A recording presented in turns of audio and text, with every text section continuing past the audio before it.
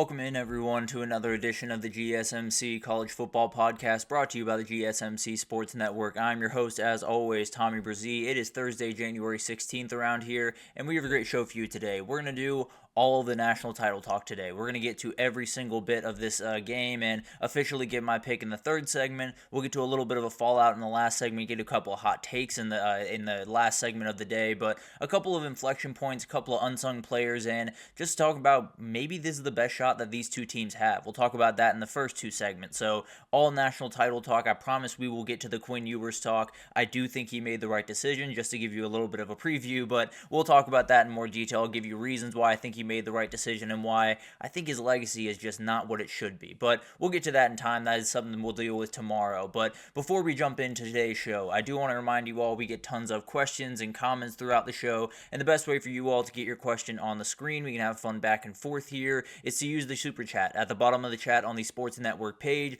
you can click that $, add any question, comment you like, it'll pop up on the screen and we can have fun back and forth here. Definitely want this to be as interactive as possible, so utilize that and you can ask any questions you got about the national title, because we got a lot of national title talk to get to. I promise we will get into the Quinn Ewers stuff, but definitely wanted to get into all this national title stuff, and we'll talk a little bit about some of the unsung heroes and inflection points for this national title. Obviously, there's a lot of different ways to look at this national title. There's a lot of different things that will impact this national title, but whenever you look back at a couple of national titles, or really just big games in college football in general, there are a couple of little things that might seem unnoticeable, might seem imperceptible at different times of the game, but do make a huge difference in the result. And then you have a couple of players that you might not necessarily be circling on the stat sheet before the game, and then you look after the game and they've made a couple of huge plays. It might not show up, incredibly on the stat sheet, but it absolutely is something where they've made some big time plays in that game and have put themselves in position to win that game. So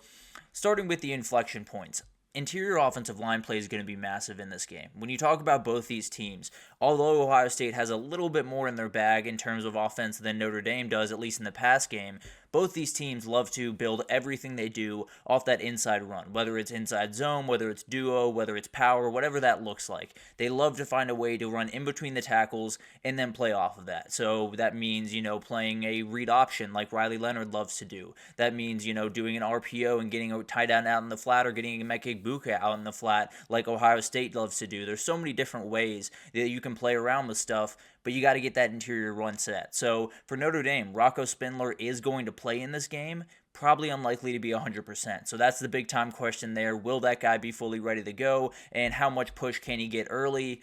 And then maybe will they have to make a change? Because then it would probably be Charles Jagusa, who looks like he's going to start at left tackle. It sounds like he would kick into that Rocco Spindler spot, and then you'd have Tosh Baker outside. So it would be a lot of moving parts in the middle of the game. Definitely don't want that to happen, but definitely something to think about. And then Ohio State, since the injury of Seth McLaughlin, it's not necessarily that they've been bad on the interior. They've been plenty good, and they've been able to get enough push, but it definitely has impacted them. You saw Texas get pretty considerable push on the interior of that defensive line. There's just really, really big guys for Texas, and it's the exact same for Notre Dame. Now, you won't have to deal with Riley Mills, which is very, very nice, obviously, probably the best interior player on this football team, but you still will have to deal with Howard Cross and Donovan Hinnish and a lot of these other guys that are going to make plays. I can absolutely promise you that. So, interior offensive line play, if you can get push on those interior runs early, if you can get push on, that inside zone on 1st and 10 on the very first play of the game, you might be rolling downhill. Both these offenses in a lot of ways, because the stuff that Notre Dame builds off that singular run in their run game is remarkable. The way Ohio State uses that in their pass game is just downright unstoppable. So the interior O-line play, a couple of injuries there that affected these teams, but you got to step up big in the biggest moment if they're going to want to win this one.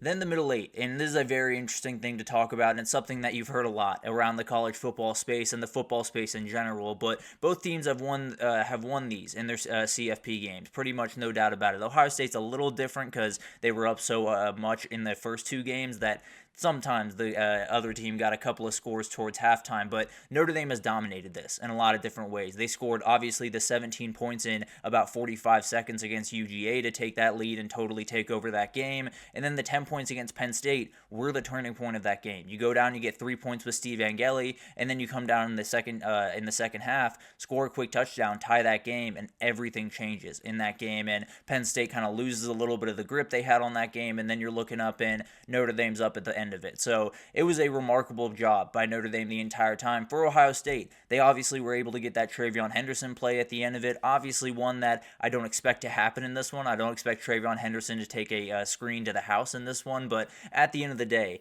they've made some big time plays. There's no doubt about that. And I think when you look at a lot of the different things that have happened, especially that TreVeyon Henderson play, you take that out. Let's just say he falls down at the 20-yard line. Let's say he does a little bit of a Will Howard impression and trips a little bit before the goal line. Then Texas doesn't have to do that fourth down that Jack Sawyer scoops and scores on. They kick a field goal. They're up 3 with about 2 minutes left. Very different game, obviously. So these teams, middle eight, have defined how they've gotten here, and it's definitely something they're going to need in this game. Notre Dame's been downright incredible at it, so if I was Ryan Day, I'd probably take the ball out of halftime. I would probably not let them get the ball out of halftime, so I would almost definitely try to make sure that they are not being able to take advantage of this middle eight the way that Notre Dame has really the entire year. And then finally, special teams. There's always going to be an inflection point in these types of big games, and neither of these teams are necessarily hanging their hat on their kicking game. Now, Mitch Jeter has been much better of late, has made some big-time kicks, especially that one against Penn State to send them here, and then Jaden Fielding has been not very consistent, has been a little bit all over the place, has made some big kicks, started the CFP really well with, I believe, 3 made kicks against Tennessee, and then took a little bit of a step back, missed one against Oregon, didn't take a kick against Texas, so a lot of different things to think about with this one. Now, the other part of that is they have electric returners. You have Jaden Harrison on one side that took one back to the house against Georgia. You have, obviously, Caleb Downs returning punts for Ohio State that has taken one back to the house. So these are the margins, field position, kick and punt returns, coverage on those things, and then big time kicks at the end of the game. Those are all things that are not all things, but the couple of things that Ohio State and Notre Dame have really struggled with. Someone's going to have to show up. Someone's going to have to break that trend and really take over this game in that part of the in that third of the game, because that might be where you can really get a big time difference. But those are the inflection points as I see them. Those are the places that I think you might find where the winning team is if you look at those 3 things. But let's move forward to some unsung heroes, and Charles Jagusa has to be one way or the other. He is going to have to play a huge, huge role in this game. Anthony Knapp is not in this game, so makes way for the left tackle that was the left tackle in fall camp to find his way back to that position. Obviously, had that torn ACL in fall camp and was not able to play the entirety of the year. Did come back a little bit and looked pretty good. He played at different moments during during that Penn State game, played some really good football, and he's a guy that is so athletic, can really play some great ball.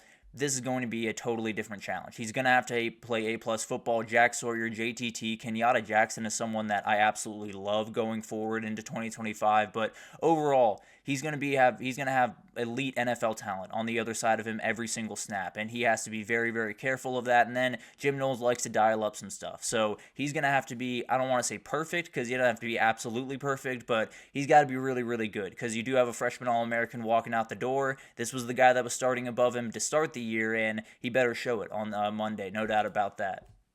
Then you got Donovan Hinnish, the defensive tackle for Notre Dame. The interior of the Notre Dame defensive line did take a big-time hit with Riley Mills going down. They've played great football since then, no doubt about that. Howard Cross has not been 100%, but has made some great plays. Donovan Hinnish, Gabriel Rubio has been absolutely incredible in kind of that fill-in position for Riley Mills, but Donovan Hinnish is the guy that I think can really be a force. I think he's a guy that is super, super athletic, made a number of plays in that Sugar Bowl against Georgia, was all over the place in that game, and I really do think you could possibly take advantage of this interior somewhat the same way you took advantage of Georgia's. Very, very talented guys on the interior for Ohio State, but Carson Hinsman's still getting relatively used to getting that big-time push, especially against big-time guys, and we saw him struggle at different moments against Texas. Definitely could be a huge thing, and if they win the point of attack, those second-level guys can focus on all the other playmakers for Ohio State, and then you might have a real shot to shut down this offense. Moving over to the Ohio State side of things, G. Scott is becoming one of my favorite players in the entire country throughout the CFP race because he doesn't do anything special. He's not necessarily going to hit you over the head every game. He's not going to have 100 receiving yards in this game.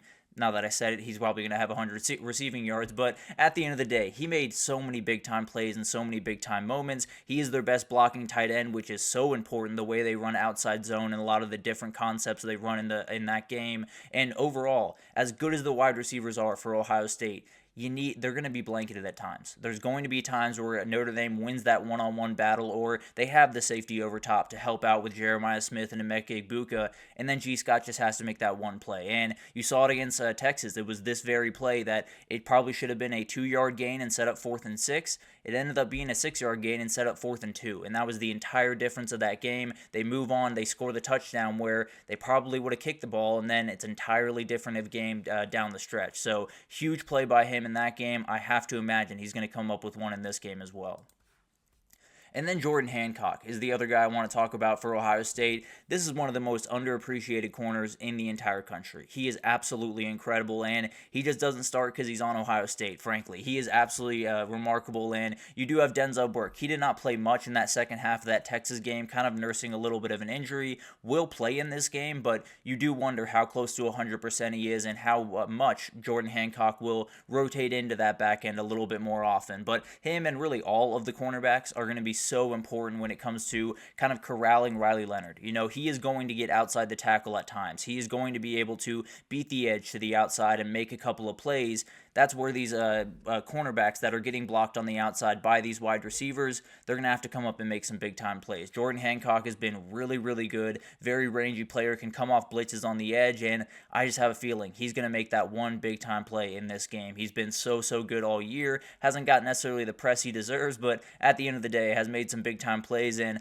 I expect him to on Monday. But the national championship is always kind of a weird game. It's always a game that has a couple of different things that really affect it that you might not think of, and then it has a couple of players that always have to step up in big-time moments that maybe you're not circling as you head into this one. So those are the guys that I'm watching. Those are the things that I'm watching very, very closely. All of these teams need counter punches. All of these teams need that one guy to kind of come out of the woodwork and make that one big-time play, and we'll see if those guys can do that. But let's take our first break here, and we'll move on, and we'll talk about, is this the best shot for Ohio State and Notre Dame? Before we get into our pick, is this the best shot? Is the urgency fully on this game? And will 2025, 2026, 2027 make you look back on this one and say, man, we really should have taken advantage of that moment? But we'll get into that right after this, so stick with us.